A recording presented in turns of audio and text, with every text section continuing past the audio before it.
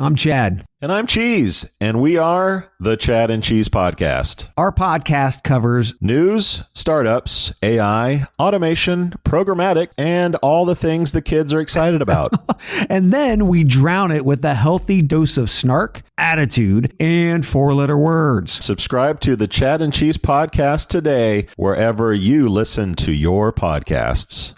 It's Friday, March 13th at 10:33 a.m. Just so you have the lay of the land. I'm recording from Chicago, and Mike just got the email that my kid's school is closed. Many of you have gotten the exact similar kinds of emails. Your offices may be closed. There is rumor of declaring a national emergency here in the States. There are plenty of national emergencies in other countries around the world. Hey, you've been keeping an eye on the news? Because everything got all topsy-turvy recently. And it's funny because, there's lots of great conversation around this idea of, okay, this is the thing that's going to move us from a place where remote workers was the outlier, where it was the occasional, it was the handful of people, there was the special person who had managed to somehow negotiate their way into getting a remote space that they were allowed to work remotely, right? Into a thing where almost all of us are trying to figure out how to make this work. Now, the conversation that used to be about how do we trust our employees to be productive, in spite of all the data that says people who work from home are much more productive and much more effective and much more efficient at doing good work than the people who have to trudge to home and get all distracted by all the day-to-day stuff. That data is obvious, but it no longer doesn't matter. We've been forced into a situation which we may not have been prepared for, or we may not even like, but is absolutely 100% true. We're here. More and more humans, not Americans, humans around the world are going to have to figure out how to live in a remote world, in a remote work world. Now, that's great because I'm a big fan of remote work. I've been doing remote work for, a year and a half now, and I'm not saying I prefer it over going into an office every day, but I've certainly become very accustomed and effective to it.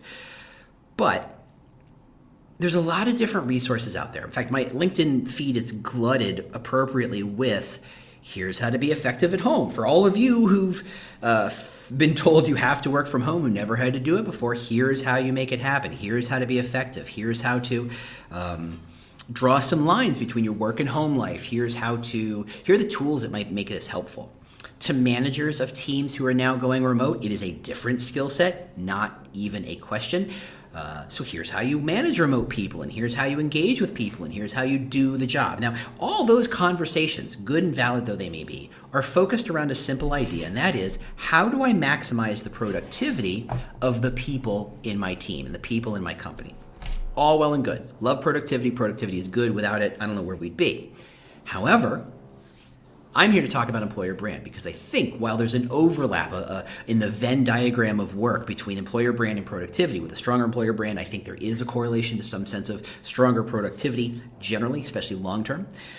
It's not the same. It is not the same, and you can't treat them the same. So while there's a million other people and a million other places listing great resources, great tools, great tricks, great tips on how to manage or how to be remote, I want to ask the question of how do you engage an employer brand in a time when everybody's remote? That's what we're going to talk about today. We'll be right back. Welcome to the Talent Cast, the world's most caffeinated employer brand podcast. I'm your host, James Ellis, and I've been doing employer brand for years now, and I absolutely love the industry. I love how it's growing. I love how it's changing. And I've tried to do my part to elevate the concept, to get everybody to understand the power employer brand can have in hiring, attracting, and retaining talent. So we try to really focus on driving home the idea that this is a calling and a craft. It's a lot of getting your hands dirty, but it's also a lot of big strategic thinking. And that's where we kind of live, that kind of Venn diagram, the intersection between the big ideas and the getting the details right. So we talk a lot about employer brand and how to do it right and how to think about it and how to look at your problems in a whole new way. Ready to rock? 1, 2, 3, let's go. Hey, how you doing? James Ellis here. So recording live from Chicago. I already told you it's Friday morning.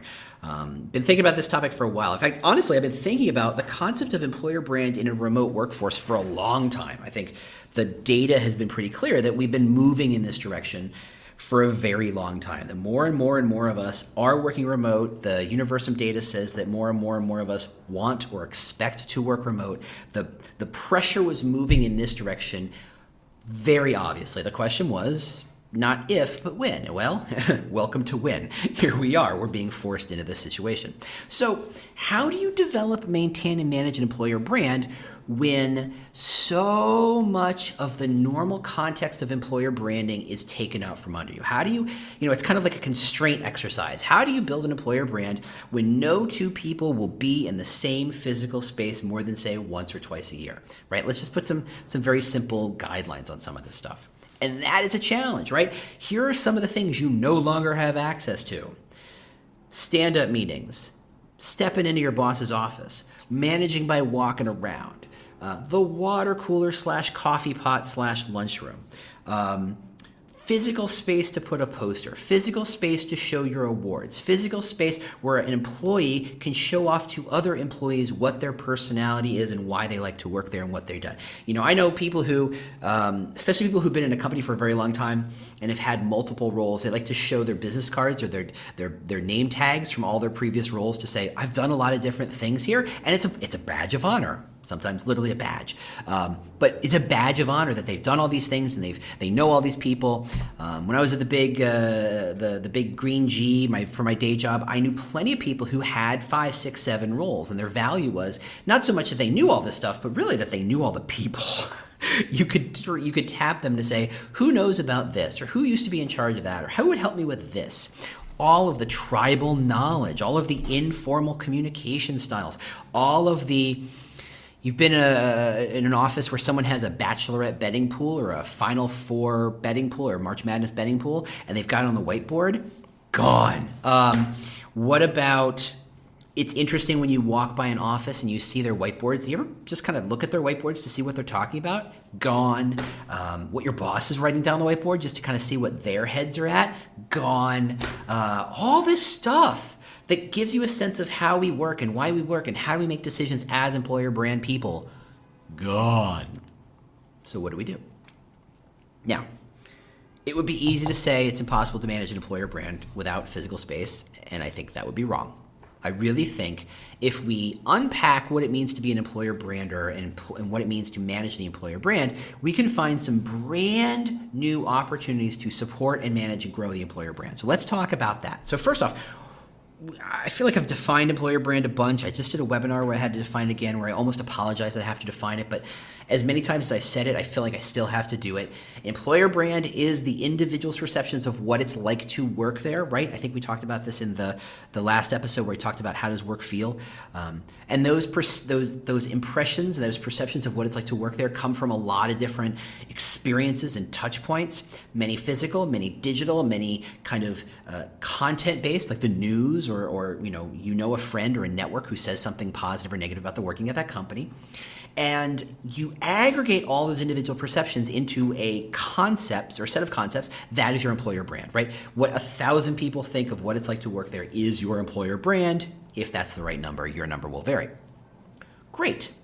So now if we understand that, we have to understand that there are a couple of pieces that change. First off, how you're getting information about your employer brand will shift somewhat, or how a random candidate out, a random person out in the world will receive information about what it's like to work there. Those touch points, this experience will change, right?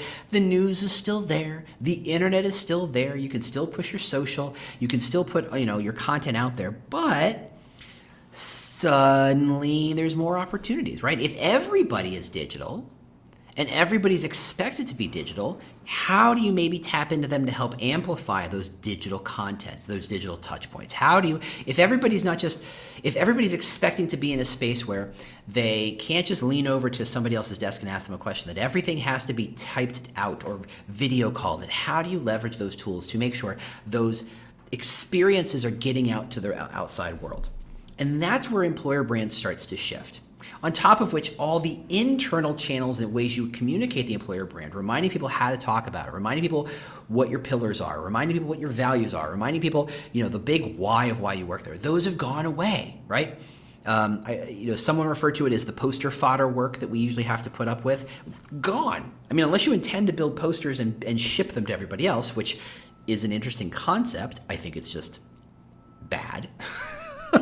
Not just because it's a little expensive. I think if you're going to spend money, good, do it. I think there are other things you could send that are more effective, but we'll get into that. But there are ways of finding channels to tie people together. So one, they do not feel as isolated as they could. Working alone, working from home is an isolating experience inherently. And if everybody feels more isolated, that will absolutely impact what they're talking about to the outside world. And that, of course, impacts the employer brand. Not just sense of isolation, that sense of why are they doing what they're doing, the informal communication channels that reminds them we're all about this and people like us do things like this and this is why we do the things. If they're gone, it's very easy for them to kind of drift, to forget why they do what they do, to forget. Really, if the question is to use Seth Godin's maxim, the people like us do things like this, if you can't see what everybody else is doing, how do you know that people like us do things like this?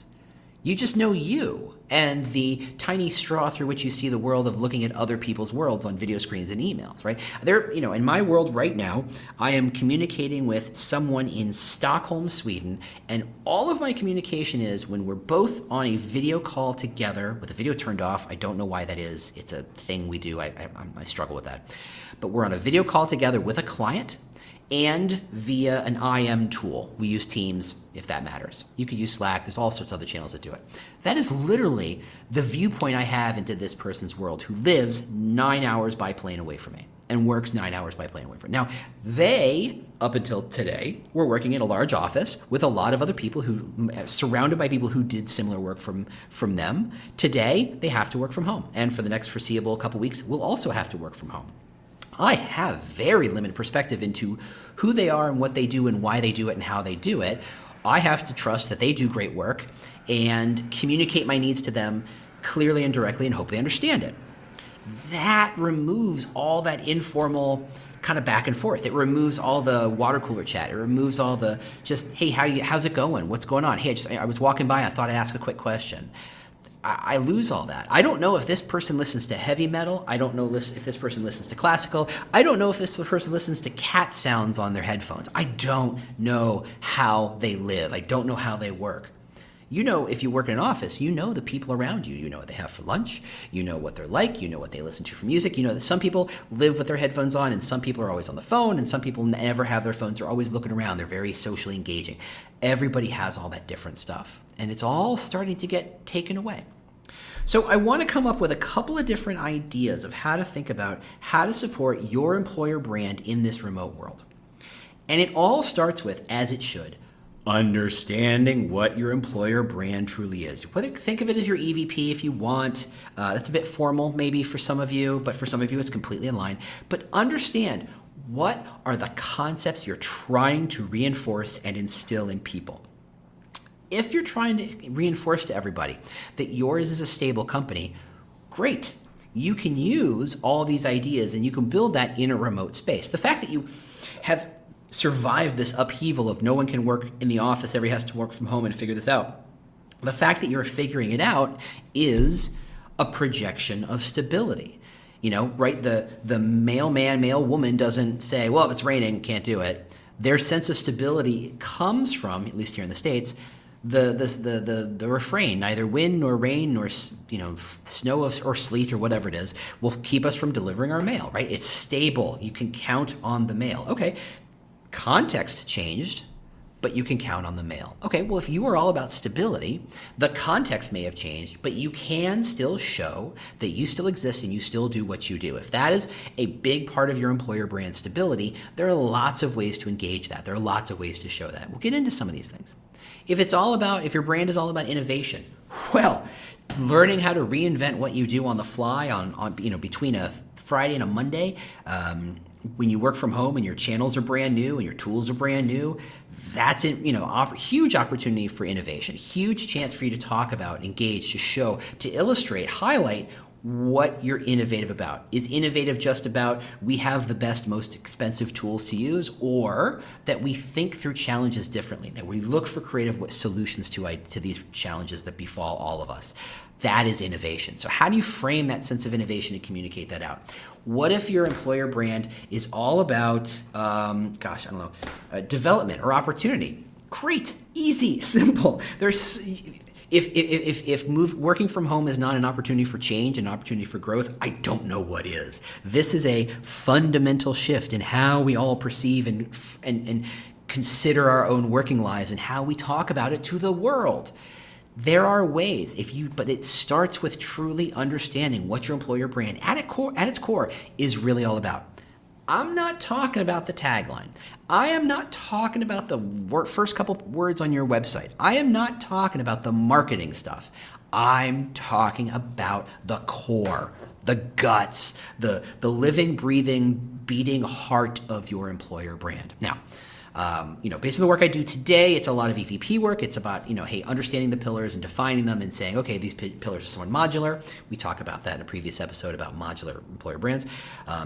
You still want to live on that. You still want it. That's still true. That is, if you do that work right, it is a foundation that will support any number of different structures upon it. If your foundation is weak, if it is based on, I like these words, or, this feels true to me, but I didn't really pressure test it with anybody, or I didn't ask if talent thought that was true, or if that's what talent wanted. If you just kind of said, yeah, sure, close enough, you have a fairly weak foundation, and changing the context of the world in which it lives is going to test it seriously. So maybe that's an opportunity for you. Maybe you're realizing, hey, I was just kind of spitballing that employer brand. It's time to get serious with it.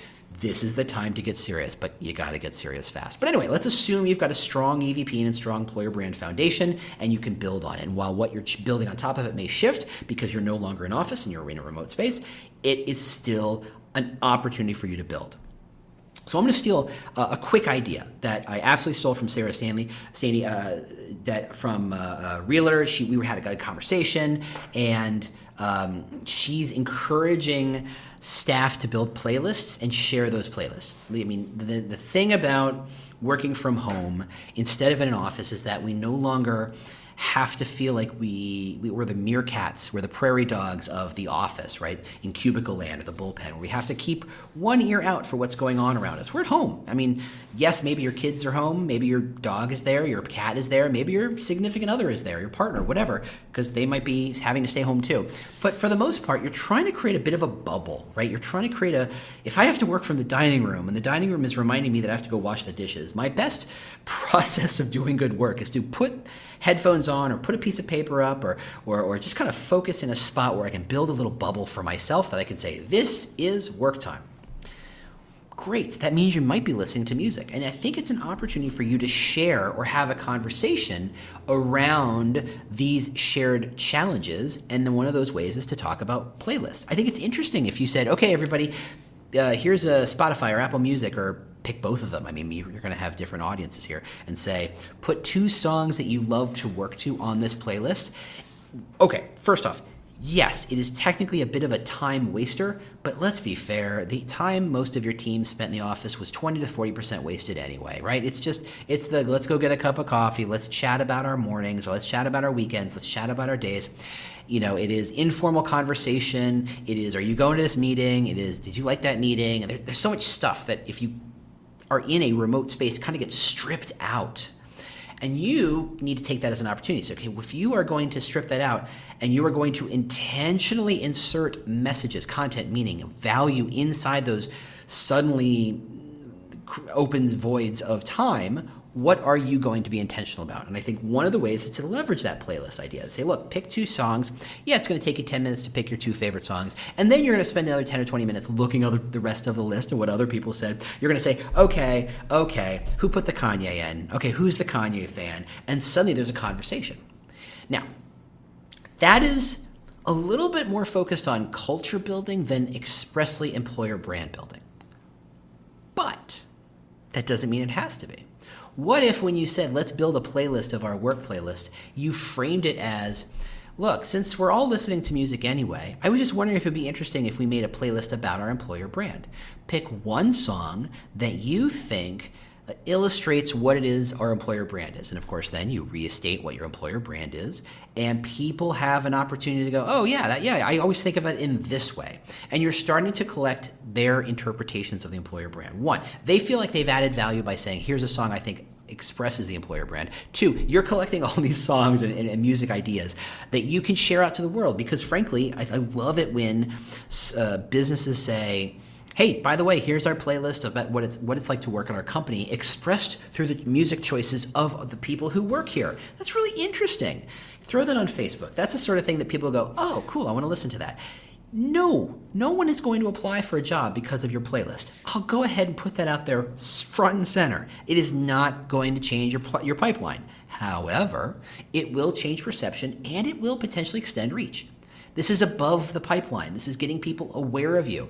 If they listen to some of that music, they really will have to see your logo for a bit and consider people who worked here pick these songs and wonder what they're trying to say. Next time they go to the job board and they type in, I want to be a blank, and your logo pops up, positive reinforcement. That's where you live. Okay, and so thank you, Sarah. That's a great idea. I love it. I'm stealing it. You've got, I think one of the other big ideas that in an office, you have both formal and informal, let's call them joint activities. You call them group activities. I think joint activities makes more sense.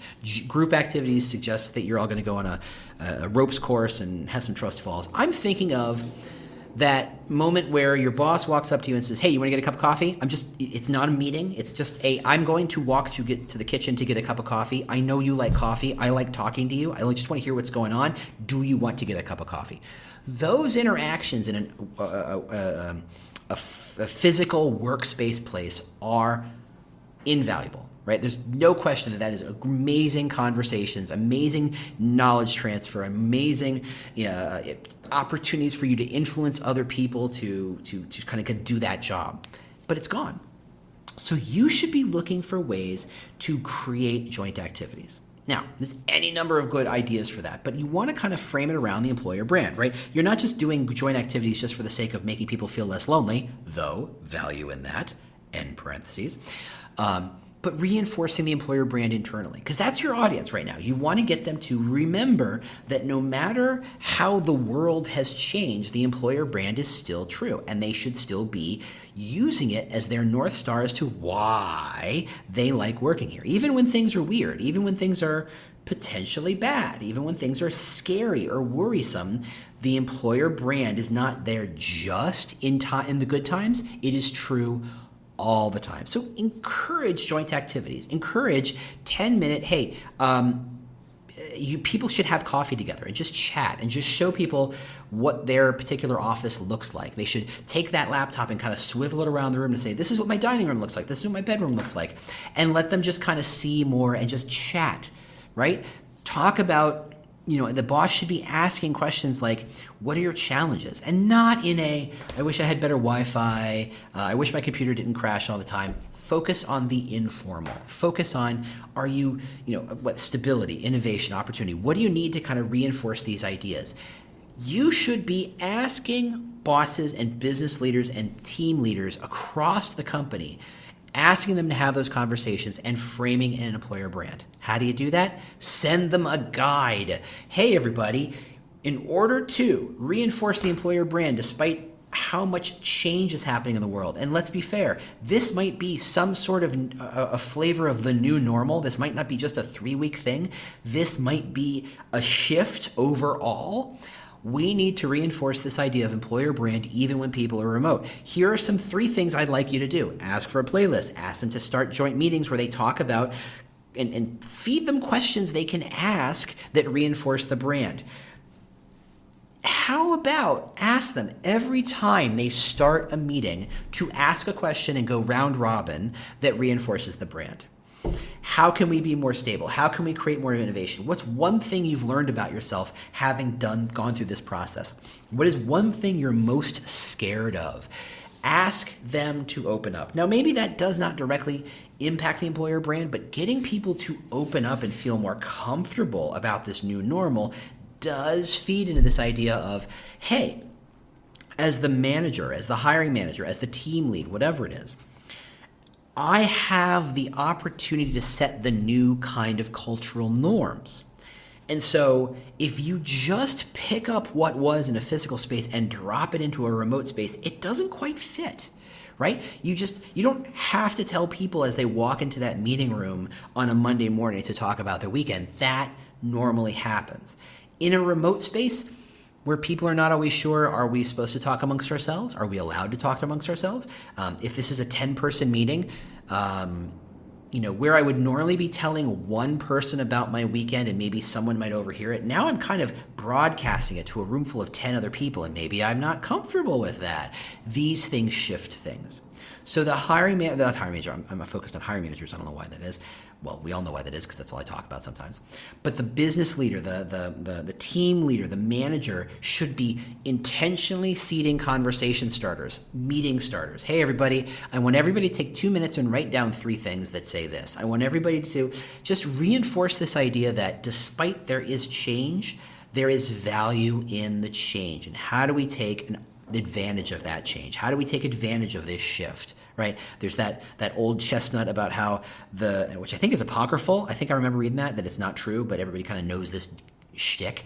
And that is the Chinese word for chaos is opportunity and craziness or something like that, right? That there's opportunity in the chaos, that as everything shifts around, there's a chance for you to kind of reshape things. Ask your managers to be a part of that process and feed them. Honestly, if you set up a weekly newsletter that said, here's your tasks for the week. Every time you start a meeting on Monday, ask this question. Every time you start a meeting on Thursday, ask these questions. Every time, did you make a playlist? Did you ask people the following questions? Did you set up 5-minute informal coffee chats, right? Where you're just talking bullshit. We're not actually talking work. It's not a check-in. It's not a formal meeting. It's just, hey, how you doing? It's the virtual equivalent of, hey, you want to get a cup of coffee?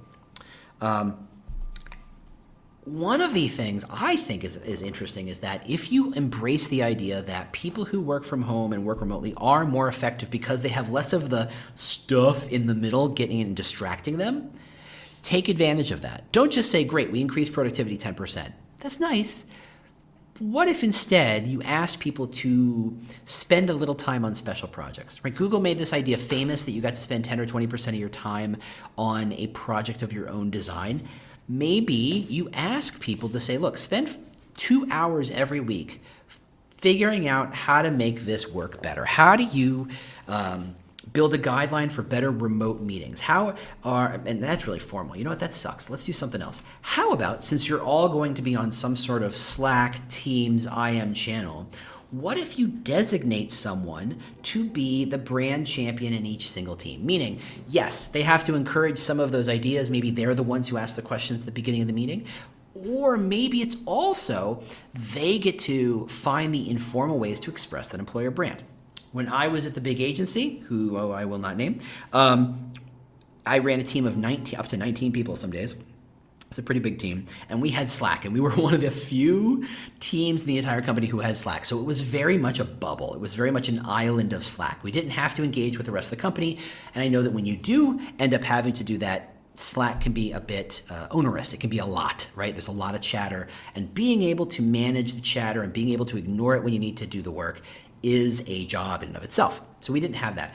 But what was interesting is because we had a pretty solid island bubble kind of situation, kind of in the same way that the parakeets in the Galapagos Island evolved in a very particular pattern for their particular context, and when you compare them to the rest of the island, you can see how different they became.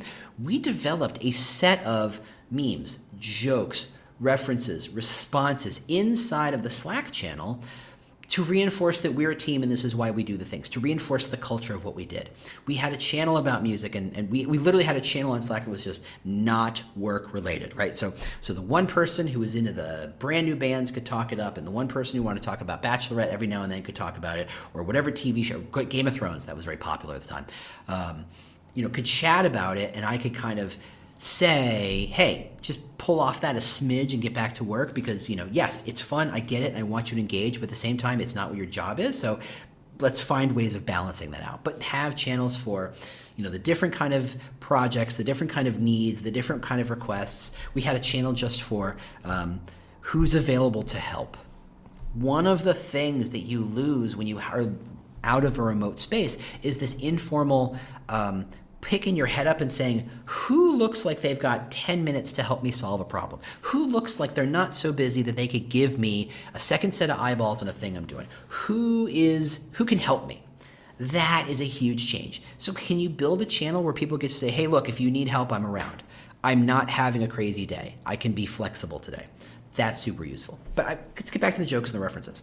You can build inside of a lot of these channels automated responses so that if you put in a particular set of characters, it responds with something. It was like a Slack, it was a bot, right? It was like if you wrote a certain thing, you could make jokes show up. So we had repeated jokes, Simpsons references and Game of Thrones references, and just jokes and stupid things that made people feel like they were part of something that even when they worked remotely, as they occasionally did, they still felt like they were connected to a larger idea.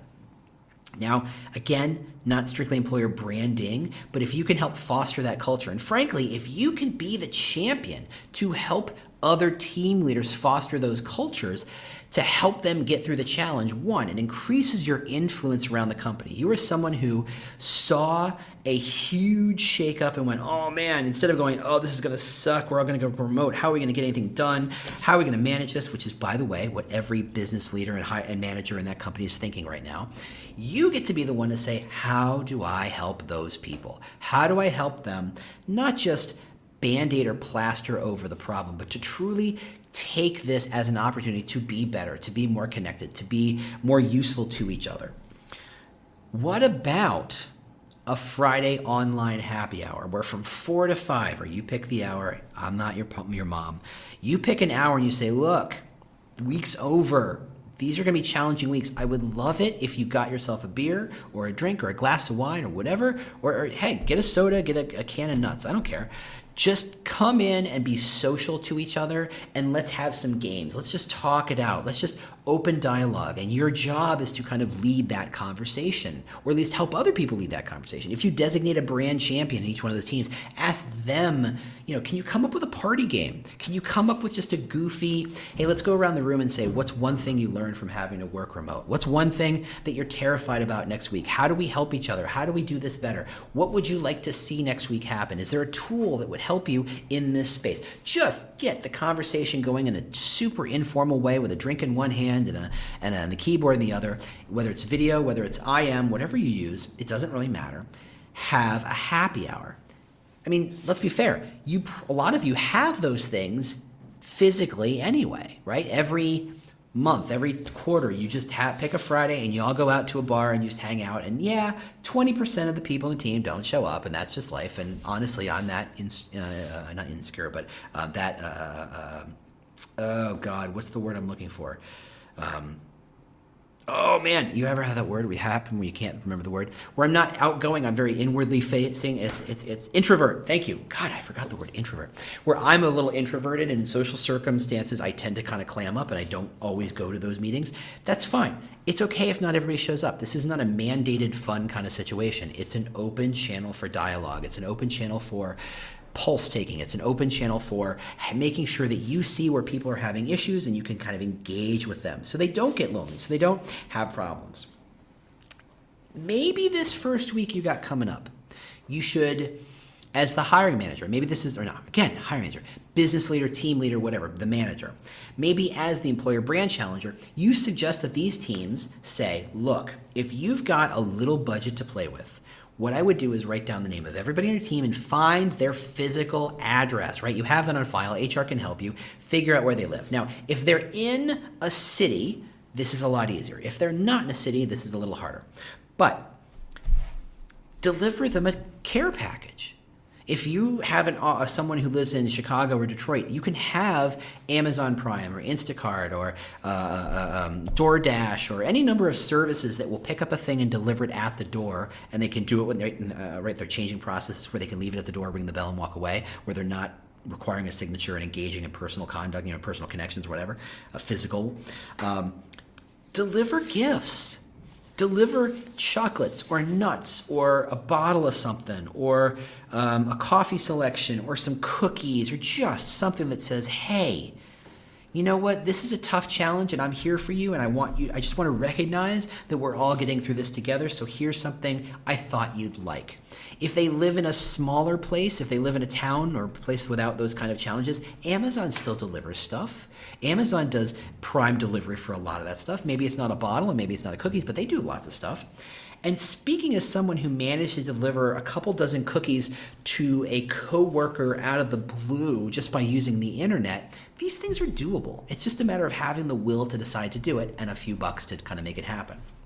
If you can coordinate it so that these things all kind of hit on the same day and maybe even in the same kind of 2 to 4 hour window, imagine the kind of conversation you're going to have in the chatter rooms, in the Slacks and Teams rooms, in the next video meeting you have. I want people to talk about it. Maybe you encourage a kind of, I don't know if it's a secret Santa, but maybe you say, look, if I gave you a $20 Amazon gift, each and every one of you a $20 Amazon gift certificate, and I gave you a name of someone you had to buy something for, do it. Let people engage and connect. Have a secret Santa kind of model. There's so many different ways you can engage that. And then if you can tie it back to, look, it's not just a culture and to keep you from being lonely, but let's reinforce the employer brand. What is the thing we're trying to reinforce? Is it opportunity? Is it development? Is it stability? Is it, personal growth? Is it ethics? Is it work-life balance? Whatever it is, reinforce it. For example, if you're talking about work-life balance, have them buy them a gift they would not use at the office. Have them buy a toy or a DVD. People that still do DVD, buy them a movie, right? Buy them something for not use at the work, not to say, hey, everything is about work. One of the big things, and I think this is valid, is that when you work from home, it's very hard to know when the day is over. So as the leader, as the employer brander, you need to reinforce this idea that there's not an opportunity, but really a temptation for the leader or the manager to say, well, gosh, if you're going to be online till 5, why not be online till 5:15? Why not be online till 5:30? Why not be online pretty much ever, right? There's that temptation to slowly let the slippery slope of when does my day end kind of drift away. So you have to tell them, hey, look, you're going to be tempted by this. Do not let it happen. Reinforce this idea that there is a line and there is a boundary between work and life, and you want to help each team set it. And you want to help them help their team set it. So is it a 5 o'clock and the whistle blows and you're all done and you can send an email saying, hey, everybody, please, it's 5 o'clock. Here, if you're in a different time zone, it might be different, and you're going to have to adjust for that. Can you start shutting stuff down? I would like you to stop for the day. Let's not overwork ourselves. This is a marathon, not a sprint. If this is something closer to the new normal, I don't want you to sprint for 3 weeks just to kind of cover and feel like at the end of it we get back to normal, because this might be the new normal. So how do we make this normal? How do we truly engage with this? And this, and part of that is establishing where the rules are. In a lot of places, we've never had to do that. And that's why this is an experiment. We're realizing there are places and ways that we have opportunities to insert messaging and new challenges are created, right? This idea of when do you stop working? I am very much, I end up shutting things down around 4 because that's when my kid gets home from school. But I end up turning the computer on, the laptop on around 7 after she goes to sleep. Sometimes it's just to kind of keep an eye on stuff. Sometimes just to review and kind of close out some emails. Sometimes it's to put my head down and grind out a deck, right? There's a lot of stuff that can happen. What are the rules? Define your rules, or otherwise the rules will end up being defined to you, and that's unfortunate. So there are a lot of different ways you can reinforce your employer brand inside this challenging set of circumstances. If you have some ideas, if you have some examples, I would love for you to hear of it. One last idea that's goofy as all get out, but I think it's interesting. And I think it's true across the board, getting to be across the board, you have to keep your kids at home. Whatever age they are, you have to keep your kids at home. Daycare is closed, schools are closed, what have you, and you have to be at home. Rather than say, kid, you stay over there and I'm going to stay over here and never the twain shall meet, or maybe I'll see you for lunch, involve your kid. Let your kid be a part of it. And I think if you're the only one who does that, you look like a goofball. You look like a weirdo. But maybe you say, as the leader inside that team, saying, hey, if you've got anybody else in your office, Monday morning, introduce everybody else on your, in your new home office. It's your kid, it's your spouse, it's your partner, it's whatever. It's your dog, it's your cat, it's your parakeet. Just show it off. Embrace it. Again, it's not about how can we hold our breath for 3 weeks until this all blows over. It's about how do we maximize and feel like this is comfortable, this is real, this is honest, this is, to use a term I hate using, authentic to the experience of working here. Then, if you can find ways of capturing those pictures, capturing those quotes, capturing those ideas, and sharing them with the outside world and saying, this is how we are telling our brand story and living our brand reality in the face of what is a kind of catastrophe. This is who we are, right? Employer brands are not shaped in the good times. Employer brands are proven in the hard times. And welcome to the hard time. So take this opportunity to shape and project that which is true about your employer brand. All right, if you have any ideas or thoughts on this subject, please tweet me. I'm sharing some stuff out as I go, as I see them. Thank you so much for listening. As always, I appreciate you kind of engaging and listening and sharing all that good stuff. I have no idea what I'm talking about next week. We'll see. Who knows? A week ago, the concept of all of us being at home this week probably didn't even engage, right? That wasn't even a thought we all had. Who knows what next week will bring? So we're all going to get through this together. Let me know how I can be helpful. I'll talk to you all next week. Bye. This has been an episode of the Talent Cast, part of the Evergreen Podcast Network. If you'd like to get in touch with me, a couple of ways to do that. Obviously, there's Twitter at The War for Talent. You can go to the podcast website at thetalentcast.com. If you'd like to stay up to date on the news of this industry and what's going on, just go to employerbrand.news and sign up for the email newsletter with lots of news and links to other places. If you just want to connect with me on LinkedIn and just say hello or let's just talk, that's linkedin.com/in/thewarfortalent, or I bet if you just search for James Ellis, I pop up pretty quick. Otherwise, if you have any questions, concerns, considerations, ideas for podcasts, holler at me, let me know what's going on. Thank you if you've shared it. Please share if you haven't. Rate us, review us. I love all that stuff. It really does help kind of keep the message going and get the message out there. Thanks again, and we'll see you next week. Do you love news about LinkedIn, Indeed, Google, and just about every other recruitment tech company out there? Hell yeah. I'm Chad. I'm Cheese. We're the Chad and Cheese Podcast. All the latest recruiting news and insights are on our show. Dripping in snark and attitude. Subscribe today wherever you listen to your podcasts. We out.